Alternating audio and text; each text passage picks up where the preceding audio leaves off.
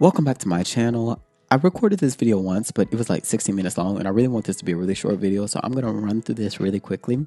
I want to talk about what it means to actually clean your clothes. And so for this, I made a good standard called the 5 Pillars of Cleanliness, and it specifically is with regards to laundry detergent. What are the 5 pillars of cleanliness for every laundry detergent? So the first pillar is stain removal. Now, as you've seen in a lot of my tests, no detergent is able to remove heavy stains. So strong mustard stains, strong sriracha stains, grape juice stains, strong coffee stains, Georgia or South Carolina or North Carolina or Alabama, red clay. It's really the iron in the red clay. So any place around the world that has the red clay, those are very hard stains for any detergent to be able to remove alone. And so these are going to be standards. The 5 pillars is set for a standard for laundry detergent by itself.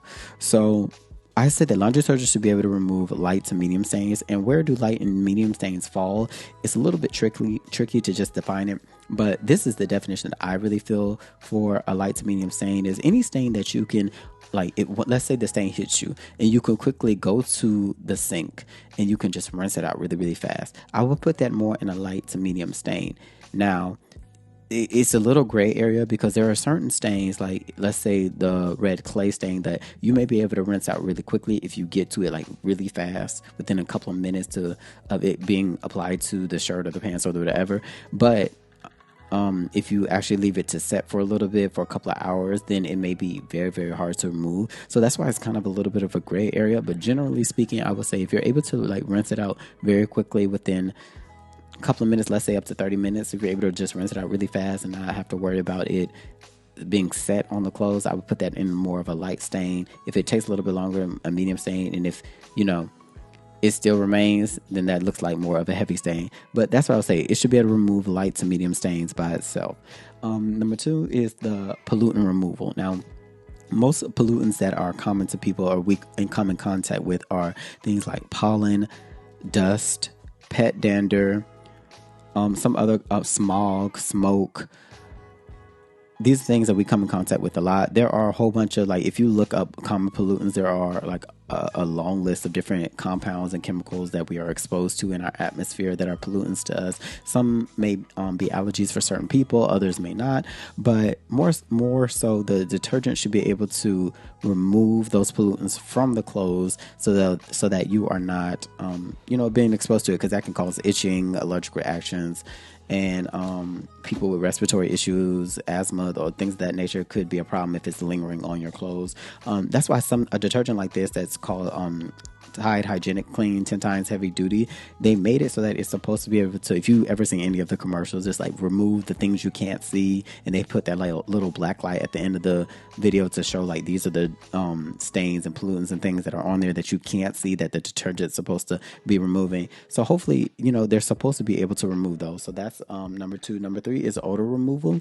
So most of y'all know what bad odors are in clothes, whether you've been working out and sweating real bad, whether you have a child that has a blowout in a cloth diaper or something of that nature, or an older person that has a similar situation, or just anything that smells bad. You get food on it, and it's certain types of foods that just have a very lingering odor. Maybe you're cooking fish or whatever.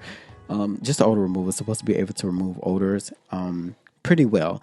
If there's something that's really, really strong, I would say with it, it's supposed to remove light to medium odors. If it's a really, really strong odor, I don't really expect the detergent alone to be able to remove it. Now, the 4th pillar is color safeness. Now, when it comes to color safeness, that's just the ability more so for the fabric of clothes to easily have the pigment and tone. I'm not editing this too crazy. I'm gonna keep going, but more so just I may have to edit a little bit. No, I'm not. I don't feel like it. Color safeness is just the clothing's ability to fade, basically. So that's why they always have you test a color fastness. If you look at the labels on the detergents, it'll say test in an inconspicuous area just to see if it fades. If you put the detergent on there and it fades really fast, and that's not the detergent for that article of clothing. I've never had that experience with a detergent to really just fade something really quickly. Now, what I've read, and different people in the comment section have had different experiences with different detergents. They say that in their experiences, lower or cheap, I was going to say lower budget, but cheap detergents are more so seen to lead to more fading over time, is what some people have said. I haven't had that experience. One of the cheapest detergents that there is the LA's Totally Awesome. You can get it for $1. I've used this in its variety of colors, and I have never really seen an issue with it fading. Some people said they have, and your experience is your experience. But that's what some people say is something that can lead the quality. I wouldn't more say just the quality of your detergent. Some people feel like, since it's cheap, it's not a real quality detergent. But once again, when it comes to color safeness, that has more so to do with the temperature of the water in which you're washing your clothes. The hotter the temperature, the more likely it is to fade, especially over time in continuous wash cycles in hotter and hotter and hotter water. If you're washing in colder water, it should do okay. But one example I want to give you is this. This is a detergent called Woolite Dark Defense. You would use this to wash your dark clothes, and you would use it in cold water. And it specifically says at the bottom, even works in cold water. Hopefully this is in focus.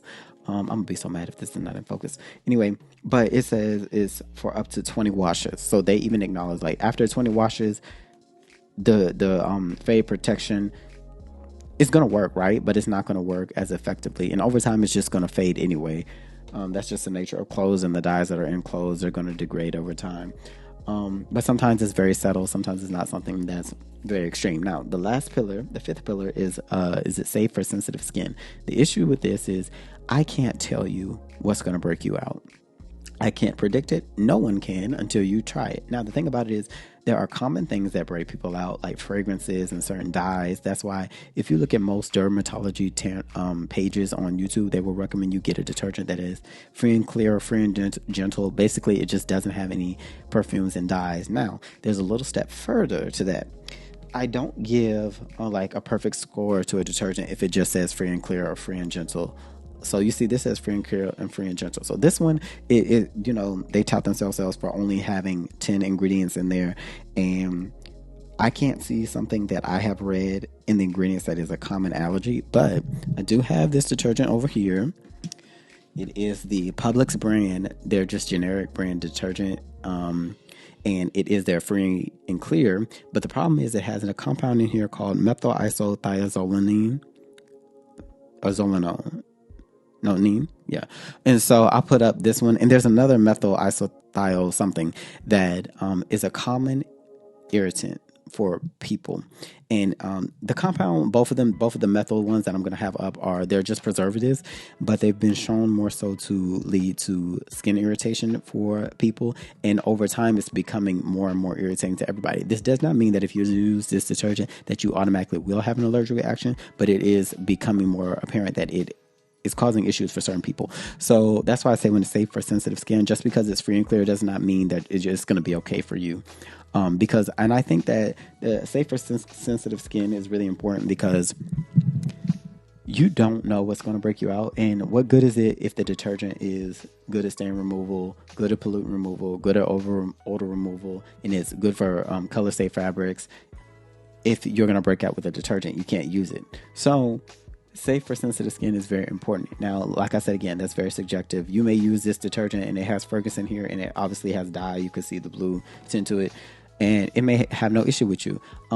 I personally have eczema prone skin, and I have dry skin. And so these detergents, I have yet to really come across a detergent that really gets to me, except Extra a little bit. And Extra, in my opinion, Extra, the whole detergent brand, is the number one. And this is just from what I've seen. This is not like a stat that I pulled up, but different videos, when you watch reviews, to me, it's the number one detergent brand that I've seen that people have had allergic reactions to it. And some people have had some serious allergic reactions. I'll try to find some of those and put those in the description below. But yeah, those is just the cleaning guide for the 5 pillars of cleanliness when it comes to what your laundry detergent should be able to do.